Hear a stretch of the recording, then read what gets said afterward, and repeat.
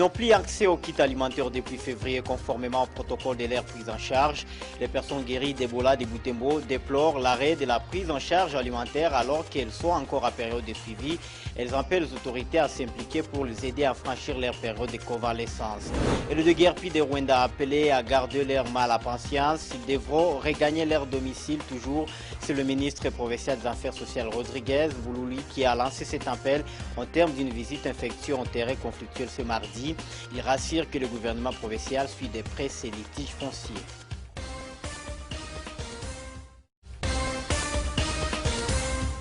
Les personnes guéries d'Ebola dans la coordination de Butembo Nord Kivu déplorent l'arrêt de la prise en charge alimentaire alors qu'elles sont encore en période de suivi conformément au protocole de prise en charge. Dans une déclaration à Moto TV ce mardi 23 juin, ces guéris révèlent que depuis près de 4 mois, le programme alimentaire mondial ne leur fournit plus de kits alimentaires pour leur permettre de répondre à leurs besoins alimentaires pendant leur convalescence. Il était prévu que les guéris soient suivis pendant 12 mois. Depuis février, il y a la minorité qui a reçu leur kit. À partir de mars, tout le monde qui n'a pas reçu leur kits alimentaires jusqu'à nos jours. Le kit alimentaire était constitué de riz. Il y avait l'eau de riz, 50 kg de riz. Il y avait 30 kg de haricots. Il y avait l'huile.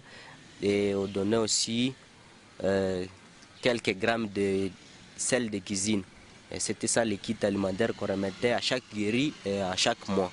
Le kit alimentaire nous est très important vu que d'abord quand nous revenons de cet état déjà guéri, nous n'avons pas la force comme nous l'avons. Notre force n'est pas comme nous l'avons. Nous sommes dans un état de convalescence. Et la plupart de nous ont perdu même leur travail, l'ancien job, parce qu'il y a la stigmatisation. Ils ne se sentent pas à l'aise là où ils travaillaient. Alors les kits alimentaires nous aidaient beaucoup à subvenir aux besoins alimentaires de la famille. Il y a les autres qui sont restés orphelins, ils n'ont pas qui peut les aider. Et ces kits alimentaires aidaient beaucoup pour qu'ils rétablissent leur santé. Et vu que même les vainqueurs, la plupart de nous les vainqueurs, nous mangeons beaucoup. Parce que pendant la maladie, on a perdu beaucoup des électrolytes, on a perdu beaucoup d'éléments.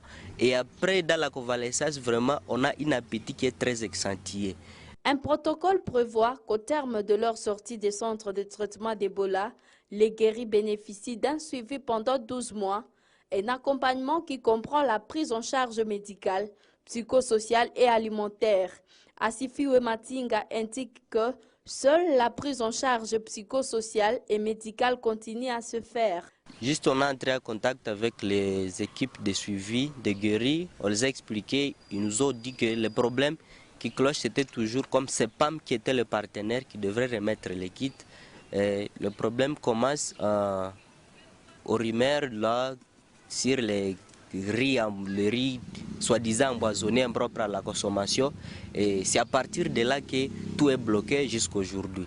Ce que nous comptons faire, c'était simplement nous adresser au maire de la ville, vu que les kits alimentaires pour les vainqueurs sont distribués dans d'autres zones, notamment à Beni, à Mangina, à Mambasa, mais c'est à Butembo où se pose le problème. C'est comme ça qu'on s'est adressé au maire de la ville, d'essayer de nous éclaircir pourquoi Butembo, les vainqueurs de Butembo ne bénéficient pas de ces kits alimentaires. D'après nos sources, ils sont plus de 400, les guéris d'Ebola répertoriés dans la zone sous contrôle de la coordination stratégique de Butembo, qui part de Kaina à Kalunguta. C'est toute une communauté qui est mobilisée contre le coronavirus. Ce mardi 23 juin, c'est au tour du Conseil urbain de la jeunesse de sensibiliser les déplacés des guerres se trouvant à Butembo et les orphelins de Sedakia Allah. Il est 11 h ce mardi 23 juin, quand ces membres du Conseil urbain de la jeunesse sont allés à la rescousse des déplacés des guerres réunis ici dans la cour de l'Itave. Ces déplacés sont venus du territoire de Beni, Lubero et de Rutshuru. À cette période de crise sanitaire du coronavirus, ils viennent de bénéficier d'une sensibilisation et des cache-nez pour se protéger contre la pandémie de Covid-19.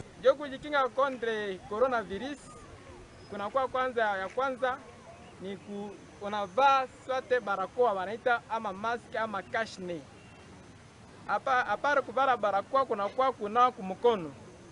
Cette délégation a apporté un lot important de masques et de protection. Les bénéficiaires remercient le Conseil urbain de la jeunesse pour ce geste. Néanmoins, certains disent avoir plusieurs difficultés qui les éloignent du respect total des mesures barrières. Il s'agit notamment de l'insuffisance de moyens pour se procurer des kits.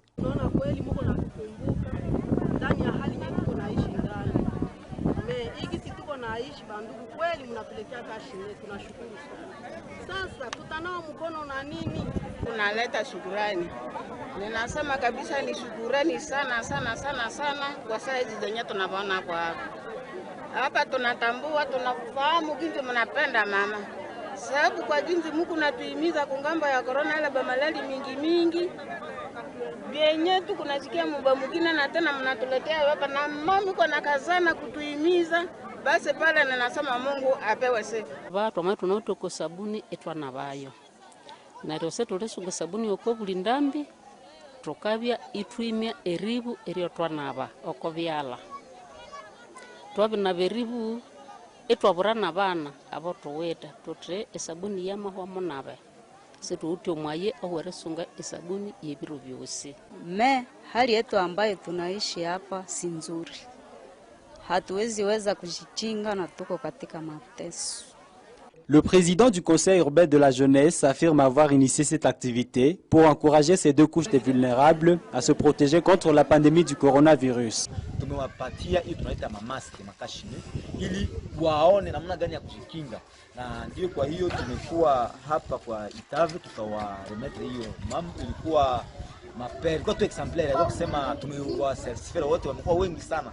Inakuwa tatizo ndani ya mjini ya Butembo, lakini tumekuwa kwa kuongelesha na kusema mtu anaweza kutumia hii. Tumepana 45 pere kwa waadulti, watu wakubwa, na 62 kwa watoto vidogo. Na hapa tuko kwa orphelinat, les compassion des enfants à détresse. Le Conseil urbain de la jeunesse dit vouloir intensifier ses actions dans les jours à venir, en vue de mobiliser toutes les couches possibles pour poser de l'obstacle à la pandémie du coronavirus sur les sols de Butembo et ses environs. En séjour en ville de Butembo, le ministre provincial des Affaires sociales a effectué ce mardi une descente à Rwanda pour s'enquérir du dossier de conflit foncier à la base du déguerpissement de plusieurs habitants dans cette entité. C'est vers 13h que Rodriguez Moulouli est arrivé à Mutitiro. Il a visité une maison détruite et s'est entretenu avec deux victimes. Au terme de cette visite, le ministre provincial des Affaires sociales a jugé de déplorables les conditions dans lesquelles vivent ces déguerpis, des familles obligées de passer la nuit aujourd'hui à la Belle Étoile.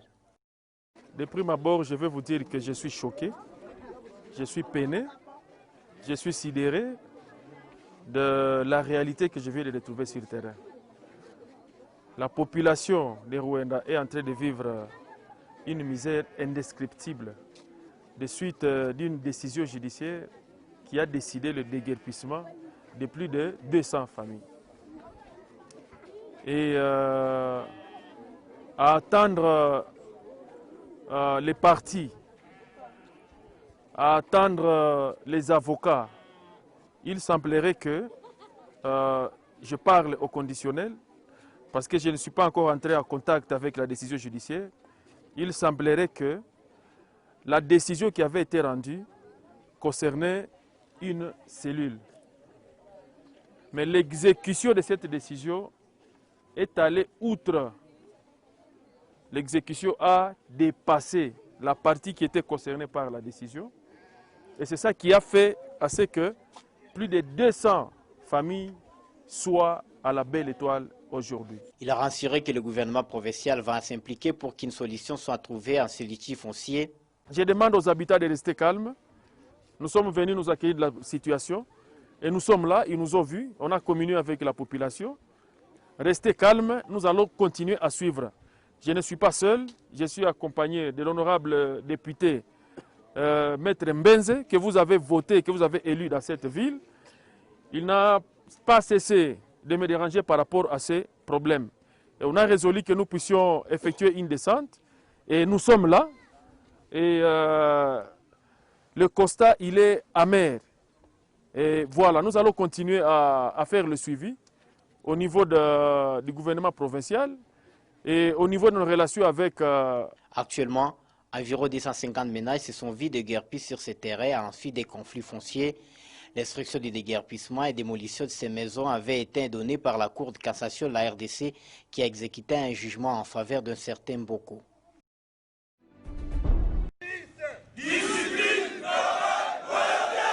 Les conditions sociales des policiers de Butembo préoccupent les raisons pour les droits de l'homme au REDO. Cette structure de défense des droits de l'homme est allée voir le commissaire supérieur principal de la police, lui parler de certaines conditions de vie déplorables des policiers. Certains impayés, non gradés malgré les loyaux services, et d'autres obligés à passer de longs moments de garde dans des entreprises privées sans relève, des situations qui peuvent affecter la qualité du travail.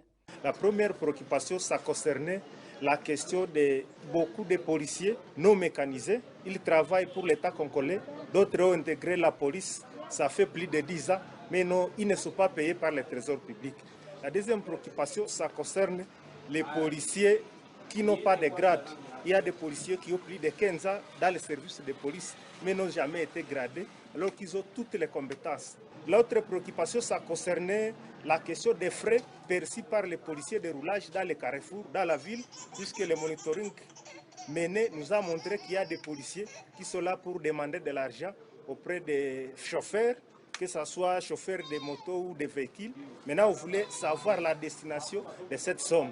Le commissaire urbain rassure qu'il ne cesse de plaider auprès de sa hiérarchie pour les nouveaux grades et indique qu'aucun policier n'a passé un mois à son poste sans être remplacé. Le policier qui recevait son argent a déserté. Ce jour où je l'envoie à l'auditorat. Mais si bien que s'il montre toujours l'envie de travailler, il rentre. Mais à ce moment-là, il n'est plus payé. Et moi, je ne veux plus commencer cette démarche de paiement. Je ne peux pas. Ça, c'est la première catégorie. Une autre catégorie, c'est quoi? L'argent, son argent sort dans une autre banque, dans un autre lieu. C'est ça des choses qui existent, n'est-ce pas? Le commandant ne peut pas faire travailler une personne continuellement à la garde du 1er au 30. Mais non, ça ne peut pas, parce qu'il sera fatigué. Vous pouvez travailler pendant 48 heures, vous allez vous reposer pendant 24 ou 48 heures. Et vous revenez. Bon, il est probable qu'on ne vous remet pas là-bas, mais vous pouvez aller dans un autre poste. S'agissant de l'argent perçu par les policiers auprès des conducteurs d'engins roulants, le commissaire a noté que cette pratique est illégale.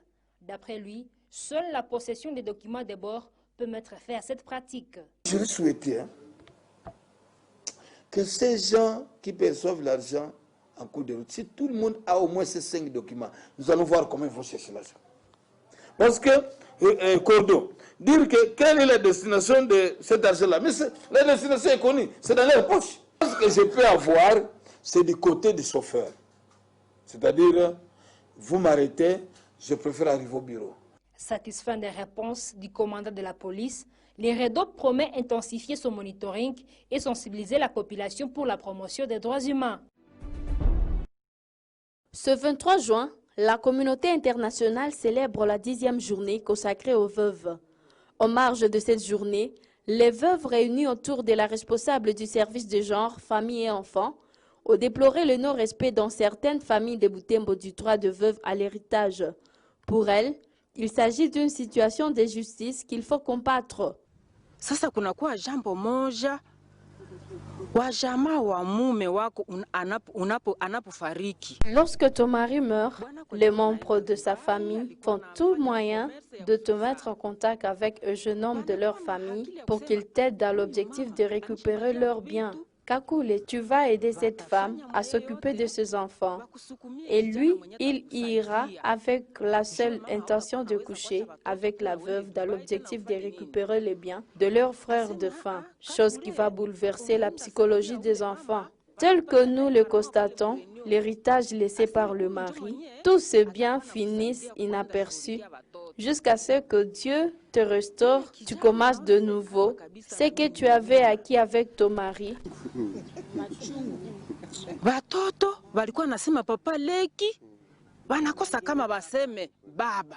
C'est depuis 2010 que les Nations Unies ont institué cette journée internationale des veuves dans le but de lutter contre la pauvreté et l'injustice auxquelles sont confrontés les veuves et orphelins. Car parmi les statistiques, parmi les 258 millions de veuves dans le monde, 1 sur